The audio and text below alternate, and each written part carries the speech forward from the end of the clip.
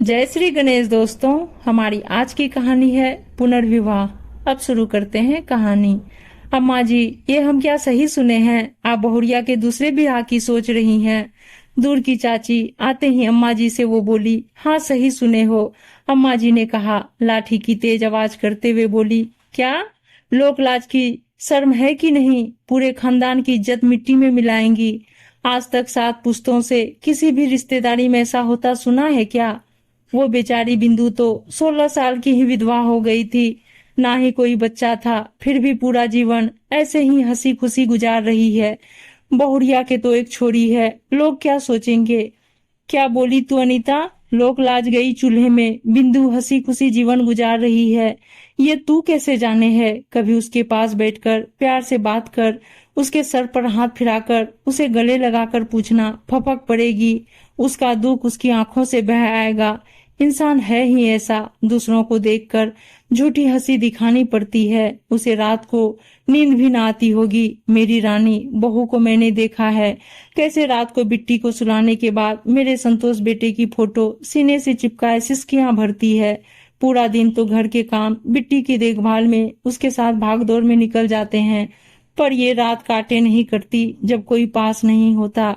मैं भी दमा की मरीज उसके पास नहीं सो सकती। मेरी खांसी से पूरी रात खराब हो जाएगी बेचारी की। जब भी करवा चौथ, तीज, छठ या कोई भी त्योहार आता है तो कैसे खुद को उनसे अलग कर देती है कि कोई ये ना कह दे कि ये विधवा है, इसका शुभ कामों में आगे आना ठीक नहीं। जब तक मेरी पूजा नहीं हो जाती, मेरे सामने भी नहीं आती, चाहे मैं कितना भी जिद कर लूं। मेरे संतोष ने भी तो उसे पलकों पर रखा। ऐसा प्यार करने वाला पति मिलना मुश्किल है, पर किस्मत को कुछ और ही मंजूर था। चला गया हम सबको छोड़कर। बेचारी मेरी रानी की उम्र ही क्या है, 24 साल। उसका दुख देखा नहीं जाता। डेंगू ने मेरे बेटे की जान ले ली, नहीं तो मेरे बेटे का सुखी संसार रहता।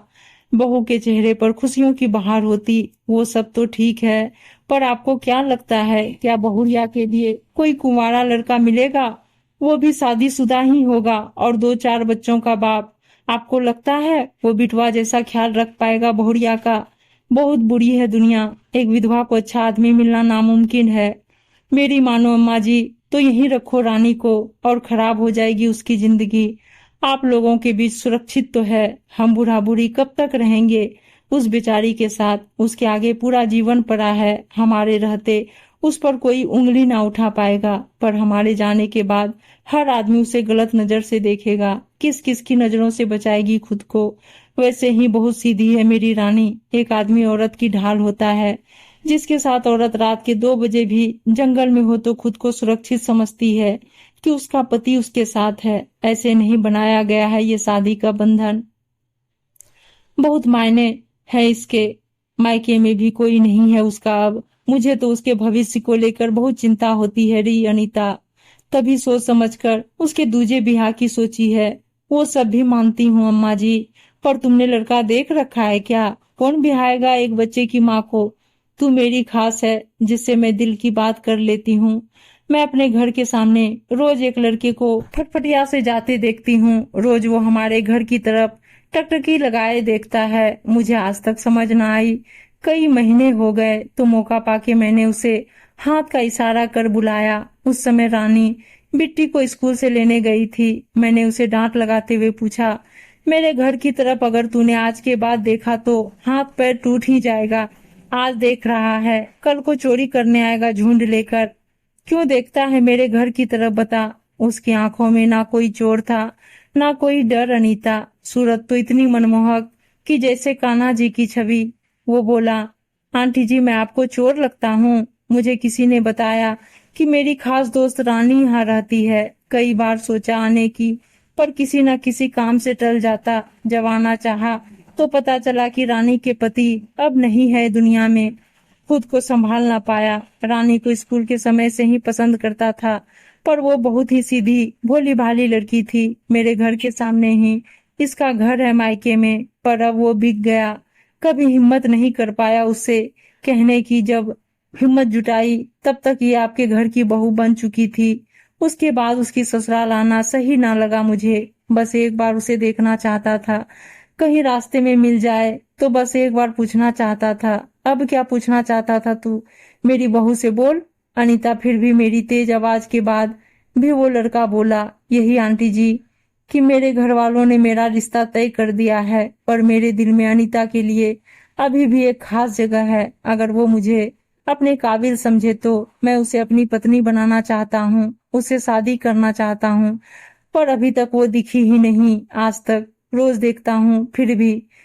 तुझे पता है रे कि उसकी एक बेटी भी है, फिर भी तू शादी करेगा मेरी रानी से? एक क्या, दो बेटी भी होती तो भी कर लेता। उसके बच्चों को इतना प्यार दूंगा कि वो मुझे छोड़कर कहीं ना जाना चाहे। जिसे आप चाहो उसकी तो हर चीज से प्यार होता है। तो बताइए फिर आंटी, रानी मुझसे शादी के लिए हाँ कर देगी ना? आप मनाइए ना उसे। मैं बैंक में काम करता हूँ, उसको अच्छे से रख सकता हूँ। तब तक अनीता, रानी भी बिट्टो को लेकर आ चुकी थी। रानी की आंखें आंसुओं से लाल। शायद उसने मेरी और उस लड़के की सारी बातें सुन ली थी। वो कुछ ना बोली, बस मेरे सीने से आकर चिपक गई और फपक कर रोने लगी। उस लड़के की आंखें भी नम थी, वो बस रानी के रोते चेहरे को ही देखता जा रहा था। मैंने रानी से पूछा, ब्याह करेगी इससे? उसने बस इतना कहा, इनको संतोष नहीं भूल सकती अम्मा जी। रानी, मैं तुम्हें अपने पति को भूलने को नहीं कह रहा, बस तुम्हारे दुख को थोड़ा कम करना चाहता हूँ। रानी कुछ न बोली। फिर मैंने सोचा, अनीता कि इससे ज्यादा प्यार करने वाला लड़का मेरी रानी को नहीं मिल सकता। फिर मैंने किसी की परवाह नहीं की। मैं अपनी रानी को इस छोरे से ब्याह के ही रहूंगी। वाह अम्मा जी, सास हो तो तुम्हारी जैसी। अच्छा मैं चलती हूँ, बस पकड़नी है। आज अम्मा जी तो नहीं है, पर वो अपनी बहुरिया के दुख भरे जीवन को सुख में बदल गई है। रानी उस लड़के के साथ हंसी खुशी अपना जीवन गुजार रही है। और हाँ, ऐसा नहीं कि वो संतोष को भूली है, उसकी तो अपनी अलग जगह है ही उसके दिल में। थोड़ी सी जगह अब उस लड़के ने भी ले ली है बस। उम्मीद है दोस्तों कहानी अच्छी लगी होगी, और अच्छी अच्छी कहानियां सुनने के लिए चैनल को सब्सक्राइब और वीडियो को लाइक शेयर जरूर कर दीजिएगा। धन्यवाद दोस्तों, मिलते हैं अगली कहानी में, तब तक के लिए बाय बाय।